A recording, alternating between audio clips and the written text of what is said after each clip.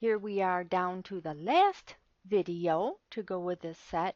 Actually, I made this once, but there was no audio on it. I don't know what happened to the audio. So here we are doing it again, which means, of course, that when you look at the paint exercise, yours has the green boxes down at the bottom, but mine doesn't.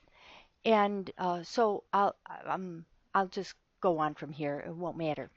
The first thing we want to do is set up our colors. We're on page 359, 354, 350. I don't have my glasses on, I can't see. 354. And they want us to use the color picker to choose that same green color again. And if we left click on it, that will put it in color number 1. Did you look up there? Did you see? And if we go choose a color picker again and right click on it, that will give us color number 2. So we have make a green inside and outside. You know what? Do you remember that you can zoom in down here? Yes. And do you remember that you can zoom up under view and then zoom? And actually, if you go up here in the tools group, there's the magnifying glass. And that will let you zoom also. What it does, the magnifier gives you a window. Can you see the window here? To zoom in. And if you go up and click in any place in that window, it will zoom in. Click once, click twice, click 3 times. Right click to go back out. So that was free. And I can shut it off. They wanted us to set the left and the right to both green. And we had already selected a rectangle, and I've been gone, so I have to come back and reset solid color outline and solid color interior, but yours is already set. And now we're going to make a rectangle.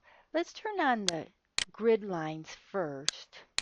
And actually, I'm going to zoom in a notch.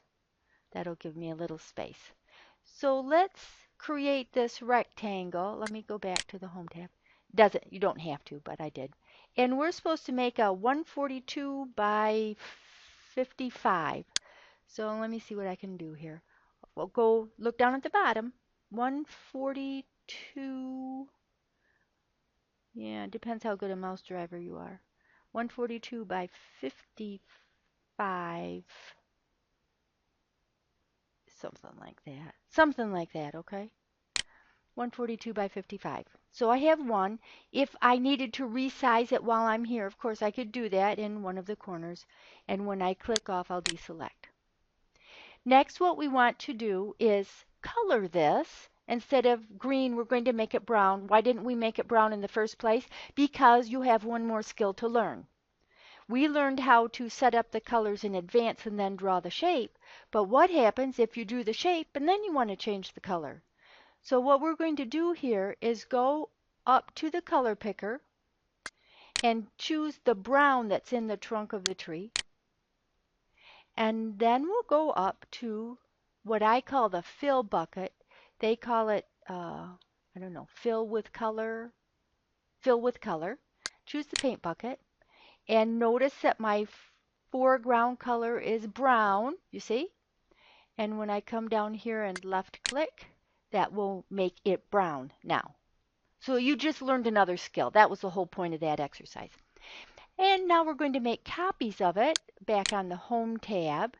I will use the Selection tool to click and drag a rectangle.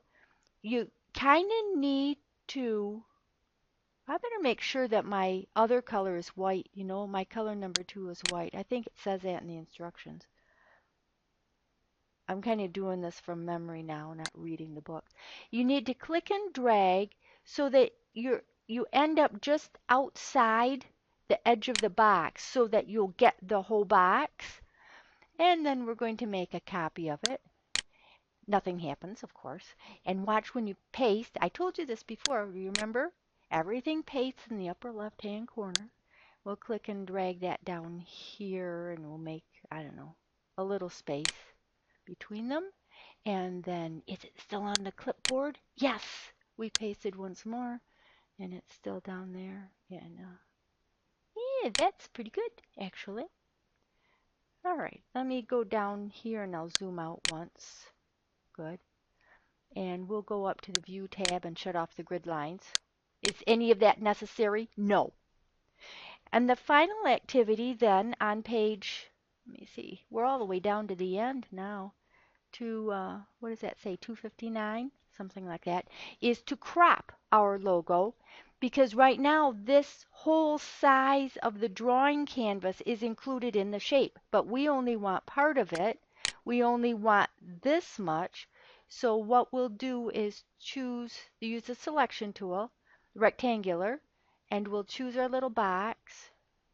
It's kind of picky. You got to get in that upper left-hand corner. Click and drag the box. Leave just a tiny bit of white space, not much. And then we'll crop. Ta-da! Isn't that a lovely logo? And we'll save again. And that, my friends, is the end of the exercise. Be sure when you do your homework, be sure that you have transparent in your homework. And remember, once you had selected that, there is a choice here for transparent, but when you do a selection, it will also show up.